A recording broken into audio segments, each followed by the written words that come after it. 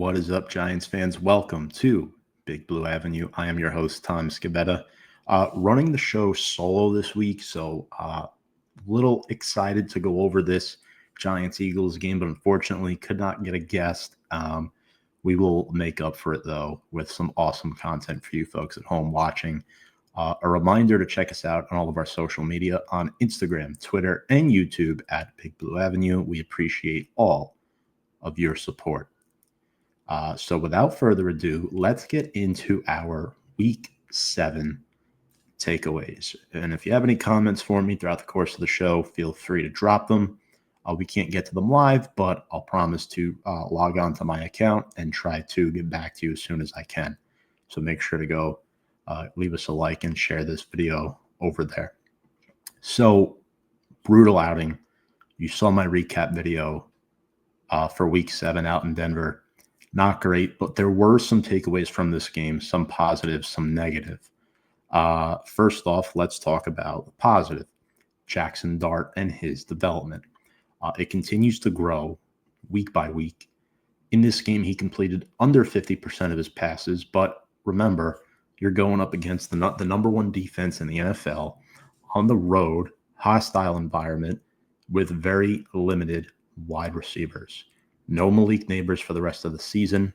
Also no Darius Slayton for the Giants. So it's interesting to see who else is stepping up. And Dart only completed passes to 4 different receivers. wan'dale, Scadaboo, and the 2 tight ends, Theo Johnson and Daniel Bellinger. 283 passing, 3 touchdowns and 1 pick. He was sacked 4 times. Minimal yardage lost, though, on those sacks, which was good. And then he had 5 rushes for 11 yards and a touchdown. So not as much of a threat on his feet this week. Denver does a really good job at stopping opposing quarterbacks with running the football, and Dart was definitely limited in that department. However, he made up for it throwing the ball down the field to his tight ends and wan'dale, I should say. The Giants offense still managed to average 5.5 yards per play, which was remarkable. They were 2 for 2 in the red zone. And tight ends, I want to talk about how the tight ends got more involved. They caught 6 passes for 154 yards and 2 touchdowns. Daniel Bellinger had 3 catches for 88 yards and a score, including that early bomb on that play action pass where the defense just lost sight of Belly, which was awesome. And then Theo, 3 catches, 66 yards and 1 touchdown. That 1 touchdown he had, you could argue it was a lucky play, but Johnson, right place, right time. You got to give him a lot of credit for that.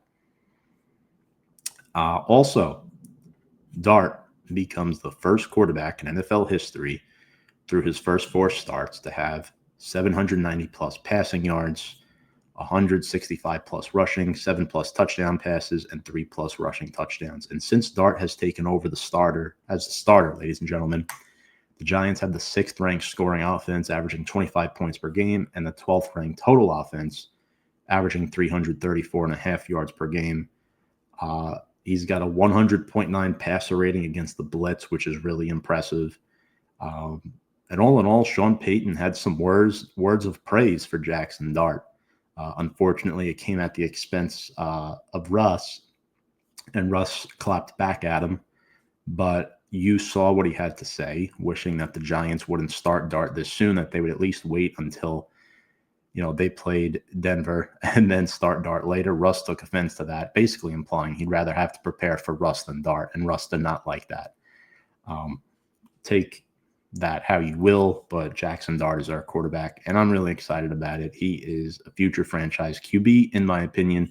We've seen a lot of great stuff through the first 4 weeks, and if we had a kicker, the Giants would be 3-0 against playoff teams, Chargers, Eagles, and the Broncos.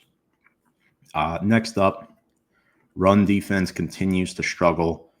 Shane Bowen said he took full responsibility for that last drive of the game. However, he did not mention about the play calling and Brian Burns' comments towards it. But run defensively, they suck. They are 28th in runs of 10-plus yards allowed. They are 30th in 5.2 rush yards allowed per play, They're 29th in yards before contact, so runners are getting nearly 2 yards untouched before the Giants even contact them. 1.72 is that exact number. 29th in yards after contact per attempt. So once the Giants make contact with the runner still gains on average 3.55 yards, and they're 28th in EPA per rush. So again, not good. And why do these numbers present themselves? Well, this is just an opinion. The Giants have only drafted 1 defensive tackle and 0 inside linebackers in the top 100 since Joe Schoen took over as GM. It was a massive liability. One thing I will say, under the Joe Judge and Pat Shurmur eras, that was not a big problem for Big Blue. They were able to stop the run very well with the likes of Leonard Williams, Dalvin Tomlinson, B.J. Hill, just to name a few there. And, of course, Dexter Lawrence. Other stuff, Deonte Banks may be a backup for the rest of his career. He was awful when he had to come in for the injured Paulson Adebo.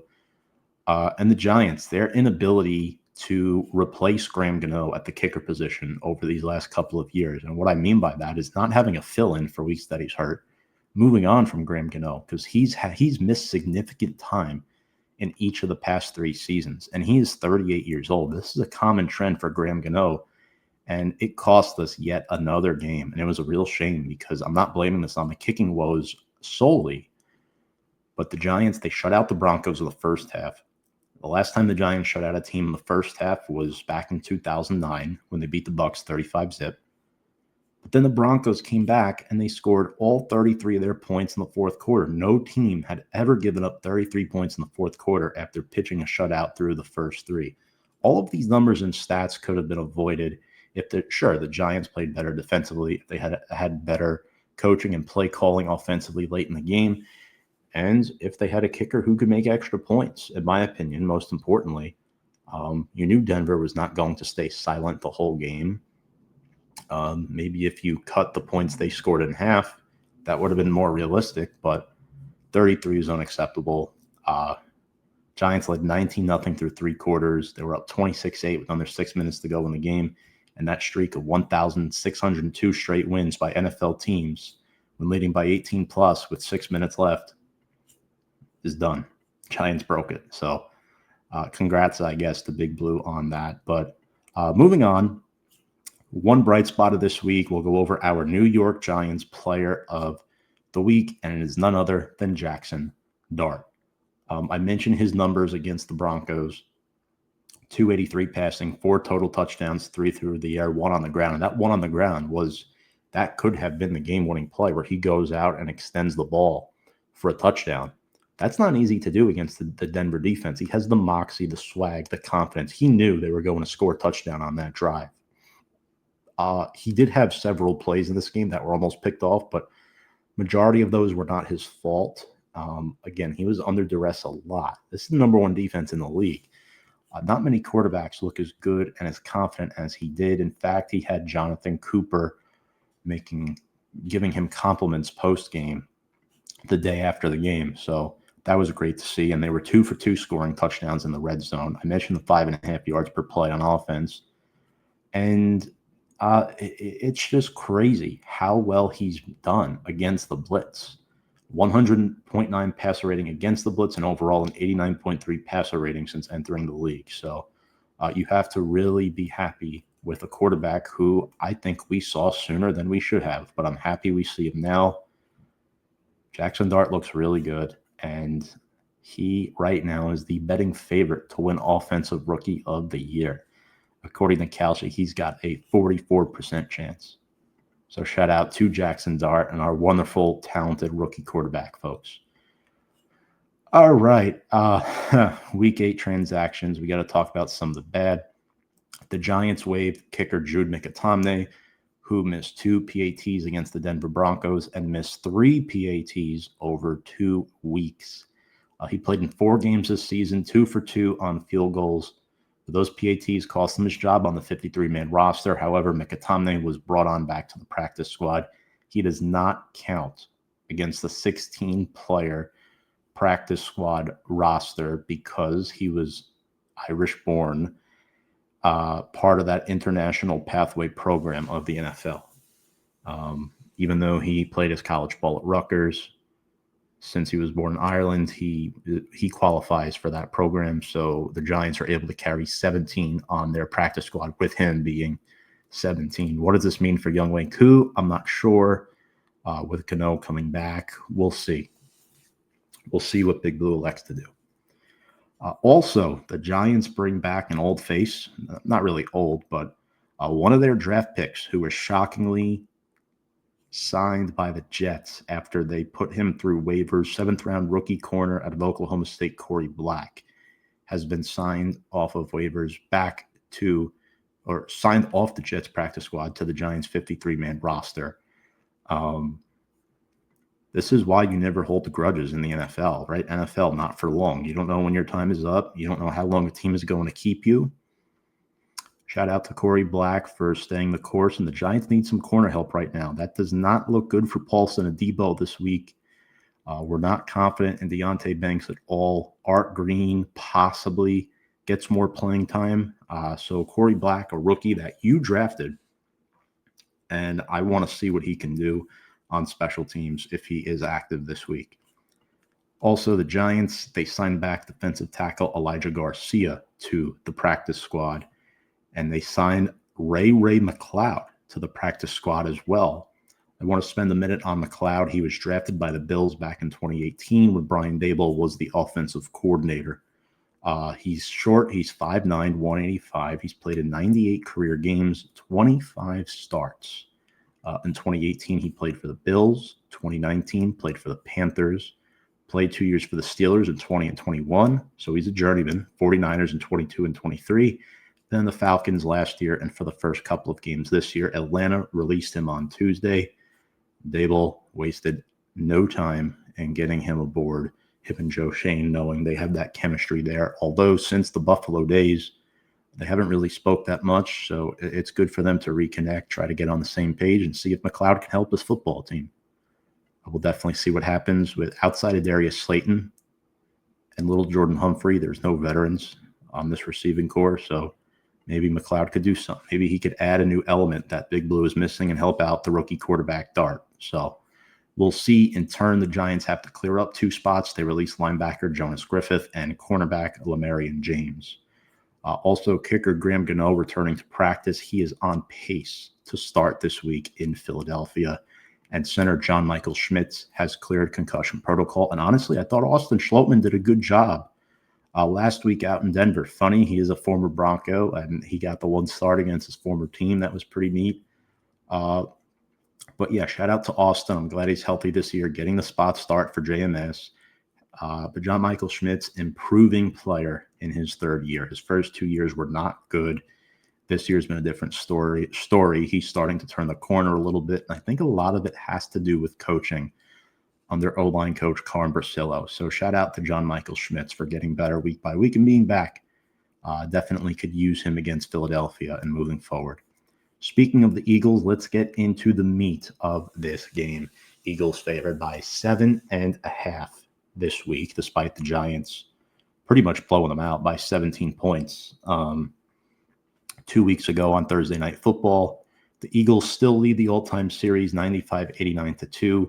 The Giants have not won in Philadelphia since 2013. It has been 12 years. Giants have also lost 9 straight on the road. Should have ended last week, but it didn't. They're 0-4 on the road this year. Eagles are 2-1 at home. Now, quickly touching on the game 2 weeks ago where the Giants shockingly took the Eagles down by double digits. Cam Scatterbo 3 touchdowns. Big Blue outrushed Philly 172-73, which was surprising to many, including myself. Eagles just 1 for 9 on 3rd down. Giants were 11 for 16 on 3rd down. And the Giants won the turnover battle, forcing 2 Philly turnovers. Big Blue was clean. Blank slate, 0 donut. Those are several reasons why they won that football game. And if they could do it again 17 days later, they might have a season sweep against Philly. And this is a team that struggled again last week against the Minnesota Vikings, despite Jalen Hurts having a perfect 158.3 passer rating, 19-23 for 326 and 3 touchdowns. Again, it is the Vikings secondary. They are struggling. Barkley did struggle, could not run the football, 18 rushes for 44 yards. He's playing hurt this year. But Devontae Smith and A.J. Brown both went off. They combined for over 300 receiving yards. Smith, 9 for 183 and a score. Brown, 4 for 121 and 2 scores. However, Brown is nursing a hamstring, so he is at risk of missing this week's game, which is huge for the Giants. Jalix Hunt had that pick 6. And their safety out of Clemson, Andrew Mukaba, who is fit into this Philly defense perfectly, had a big pick in this game as well. Key takeaways from that, Eagles, again, struggling to do what they excelled at so much last season and in prior years is run the football, only 45 rushing yards, and the discipline, 8 penalties for 64 yards. So it'll be interesting to see what happens there in week 8, down 95. So Giants, they're getting JMS back. They're likely getting Darius Slayton back as well, which is huge. I know he's had his struggles. I know we're not big fans of Slayton at the moment. But outside of wan'dale, he's the best receiver on this roster, and they need a vertical threat that is not named Jalen Hyatt. I mean, they cannot survive with Hyatt, Lil Jordan Humphrey, and Bo Collins as the complementary pieces of that receiving core. They need better. Maybe getting Slayton back, maybe elevating Ray McLeod in a week or two once he's football ready with Big Blue scheme. It could improve some stuff. And the Eagles are desperate. They just talked 37-year-old Brandon Graham out of retirement, obviously retired after winning the Super Bowl ring with Philly last season. Graham is a veteran who has owned the Giants throughout the course of his career. He's gotten a lot of sacks on Big Blue and their quarterbacks, Eli Manning, Daniel Jones. And he was not there, obviously, for that Week 6 meeting, so that's another element. A Philly edge rushing room that is suffering big time. Nolan Smith on injured reserve. Moro Ojomo is banged up. They really don't have much cooking for them off the edge. Only 11 sacks on the year as a defense. And you look at keys to the game here, folks. The Giants have been very efficient pass protecting this year. And that's why protecting Jackson Dart is my first key to the game. You look at the pass blocking efficiency from specifically Andrew Thomas and Jermaine Illuminor. Andrew Thomas is the number 2 pass blocking tackle in the NFL. Illuminor is number 6. That is huge. They have allowed a combined 2 sacks, 2 QB hits, and 7 pressures. That, for reference, is less combined pressures than 46 individual offensive tackles. Process that for a minute. That's huge. Offensive line stats against Denver. We'll dive a little deeper into this category. Thomas, 1 QB hit. Runyon, no pressures. Schlotman, just 1 pressure. GVR, 1 sack, 1 pressure. Illuminor, 1 pressure. Now, you might be confused because Dart did get sacked 4 times. 3 of those were him running, trying to improvise the play, and just running into defenders behind the line of scrimmage. So all in all, the offensive line really was only credited for 1 sack last week against the best defense in the league, which is remarkable. And if they protect Jackson Dart, they'll be able to throw the ball down the football field. You look what Justin Jefferson and Jordan Addison were able to do against this Philly secondary last week. Jefferson had 79 yards. Addison had 128. And we mentioned the Giants on 3rd down last year. It was huge. It was definitely huge. One other edge rusher I forgot to talk about for Philly is Azeez Ojulari. He's always banged up. It's been that way with him since he's been in college at Georgia. That's why he fell to the 2nd round. So it makes sense as to why they got desperate and gave Brandon Graham a phone call. Next up, establish the run. This Giants offense averages 20 points per game on the year. The offense has scored 30-plus points in back-to-back games. First time in a long time that's happened. Why? They're running the ball well. North-south efficiency with Cam Skattebo and now getting Tyrone Tracy back. You saw him pop for that touchdown run last week. It was a long run. And having Tracy back healthy, he is the type of guy that could break loose. He brings some good speed for this football team. And you look at the rush yards after contact, the Giants have the most of those in the NFL through 7 weeks. 2 weeks ago when these teams played, Skattebo had 98 yards, averaging over 5 yards per carry and 3 touchdowns. Process that. They could not stop the 4th-round rookie out of Arizona State, and that was without Tyrone Tracy, by the way. All right, folks, next up, we're going to talk about protecting the football. That is one of my keys to the game. Giants had no turnovers in week 6. The Eagles had 2. Last week, the Eagles secondary gave up 313 passing yards to Carson Wentz, but they did pick him off twice. So Dart cannot play like Wentz did against them last week. There's a good chance they'll be without Adoree Jackson, who is still in concussion protocol. Keely Ringo will likely start opposite of Quinyon Mitchell with Cooper DeJean in the slot. So again, you want to protect Dart, give him time, which is likely due to the Eagles' lack of pass rushing lately, and you want to try to take your shots and be smart about it. Lastly, well, 2 more. Second to last, containing Saquon Barkley is huge, right? The Eagles have not been able to run the football, but the Giants are ranked 30th in run defense. They are tied 29th with 5.2 yards per carry allowed. Last week against Denver, they gave up just under 6 yards per carry and 2 scores. 2 weeks ago, though, they held Philly to 73 yards. So with that considered, you have to look at this. Cam Jurgens, banged up, might not play this week.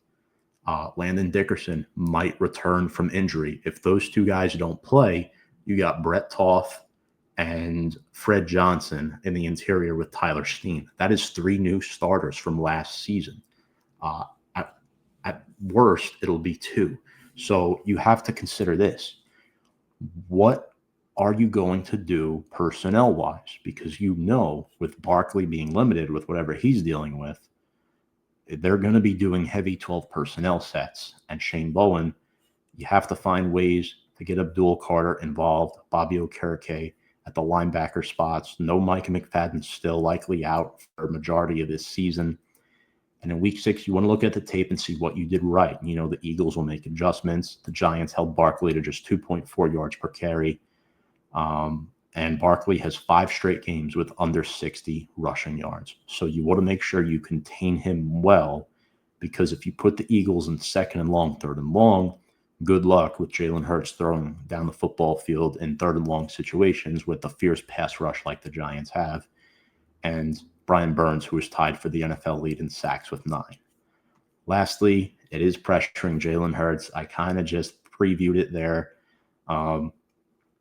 Giants defense held the Eagles to 1 for 9 on 3rd down 2 weeks ago. Why? They got pressure on the quarterback. There's a good chance Toth could start at center this week, or Landon Dickerson. We'll see.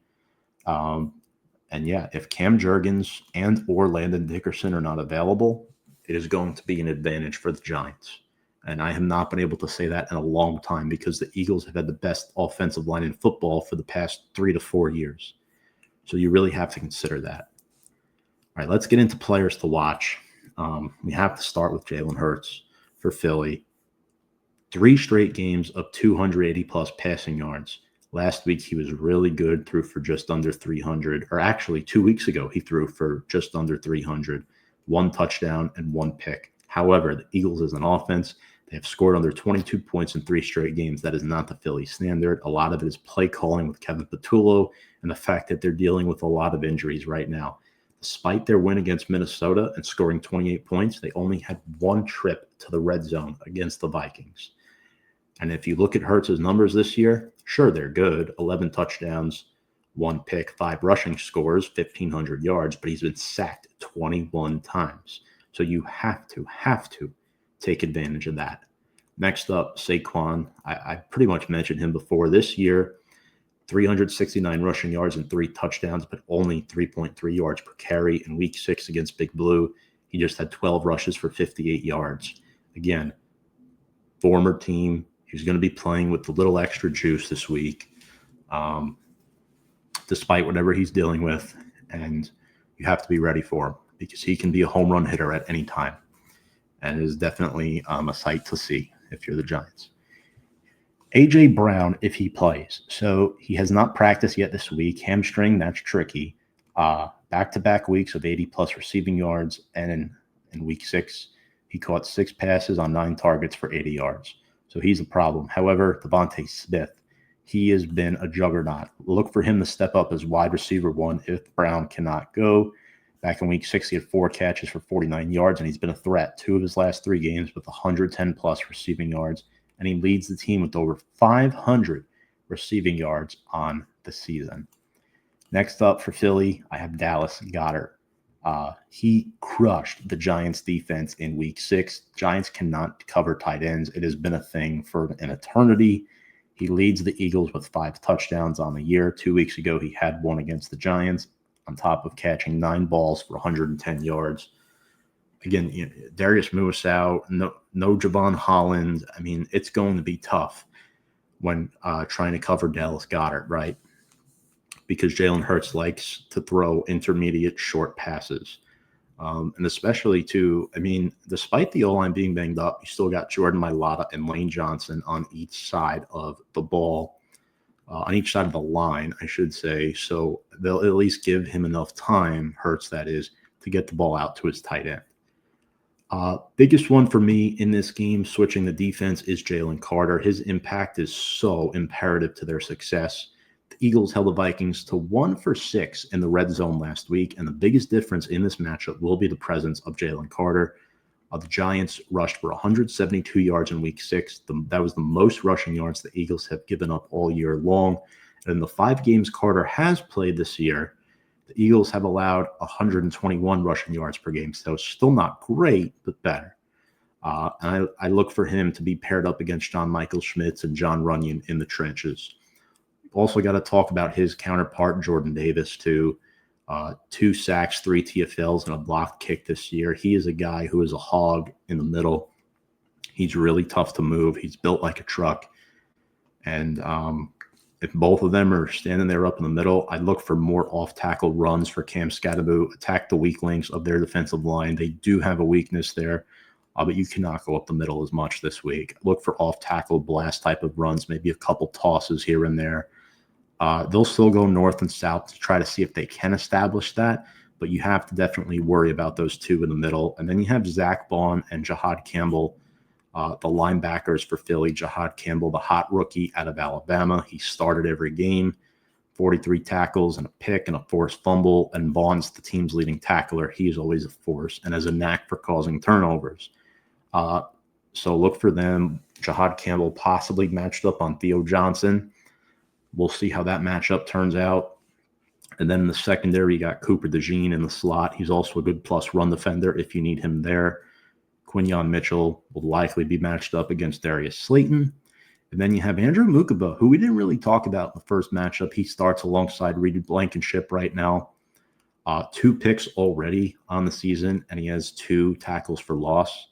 So I would keep an eye out for him if I am Jackson Dart, because Mukaba has the ability to snatch a pass or 2. And then finally, Keely Rango. This is the one weak spot in Philly's secondary. You have to attack it.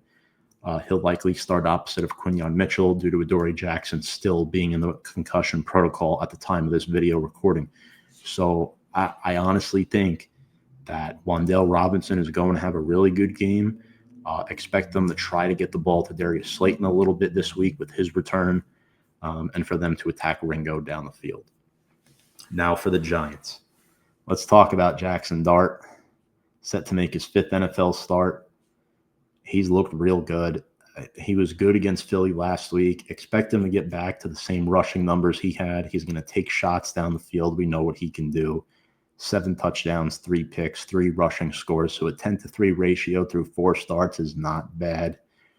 And last week, the 3 touchdown passes against the Broncos defense, that was very impressive. Another reason why Dart's been as good as he is because of his rookie teammate, Cam Scadaboo. 3 touchdowns against Philly in week 6. More importantly, 5 straight games of 90-plus scrimmage yards. He already has 6 total touchdowns for the Giants on the year, 5 rushing, 1 receiving. Andrew Thomas will likely get matched up against Jalix Hunt or Brandon Graham. No sacks allowed on the year and just 1 QB hit. And he kept Nick Benito pretty quiet last week. Weapon-wise, Theo Johnson and Wan'Dale Robinson are the 2 to watch for the Giants. Theo Johnson has 4 touchdown catches, and the tight ends are becoming more of a focal point over the middle of the field in this offense. Theo Johnson has 4 touchdown receptions over the last 3 games. And now Wan'Dale, he is getting more comfortable. The chemistry with Dart is building. 35 catches for 446 and 2 scores. And again, a lot of it is due to the injuries of Malik Neighbors and Darius Slayton. But even with Slayton back, I think wan'dale is the number one option receiving-wise for this team.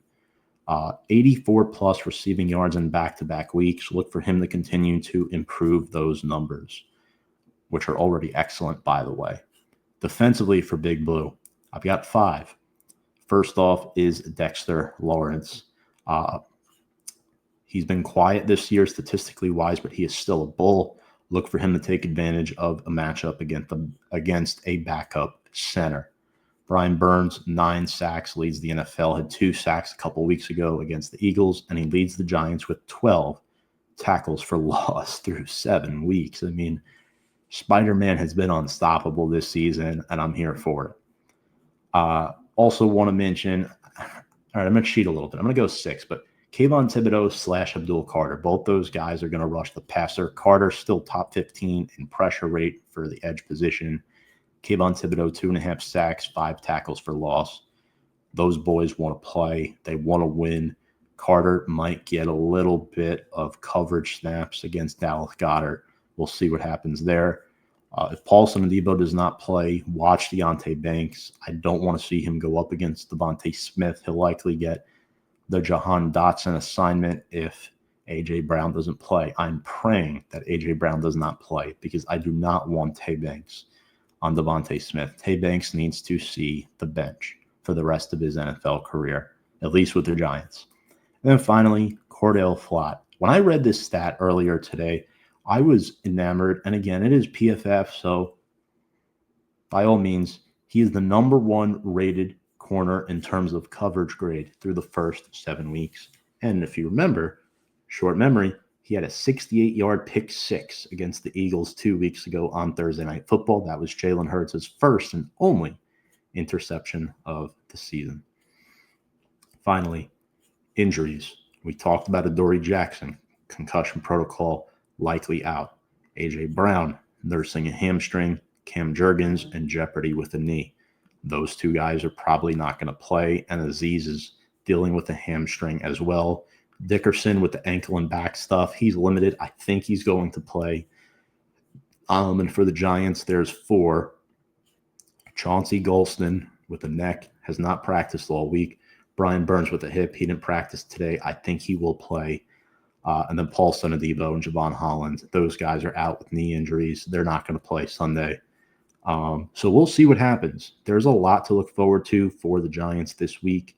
In terms of game predictions, it's going to be very tough to beat the Eagles twice in one season. It really is.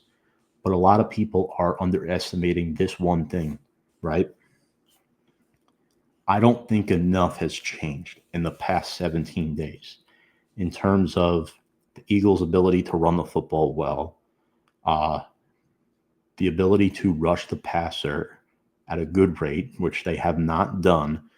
The 2 advantages they will have in this game that they did not have in week 6 is the presence of Jalen Carter up the middle, their best interior defender, and being at home in front of that Philadelphia home crowd. I think between Jackson Dart, Cam Scatterboo, Abdul Carter, this whole rookie class, Giants are playing with fire this year. And for some odd reason, I think they're going to do it. I think they're going to sweep the Eagles this year and win 24-18 in week 6. I picked Philly to win. And it wasn't just the fact that the Giants beat the Eagles in week 6. They beat them by 17. That was the largest win margin in the NFL in week 6. So you have to consider that when picking this game. It's a divisional game. Anything could happen. The Eagles are favored by 7.5. I think they're the better football team. But the Giants are a closer team right now. The camaraderie is there. They might not have A.J. Brown. They won't have Cam Jurgens. That corner 2 matchup is brutal for them. And I really think Jackson Dart is going to make winning plays in this game. I want to see it. The Giants, it's been a win-loss pattern for them lately. I think the Giants win by a final score of 24-18. Well, folks, that is it for the show this week. I hope you enjoyed my preview on Week 8's matchup against the Philadelphia Eagles. Make sure to like this video, give us a thumbs up, ring the bell for notifications, subscribe to us on all of our social media platforms on Instagram, Twitter, and YouTube at Big Blue Avenue. Love one another. And without further ado, let's go Big Blue.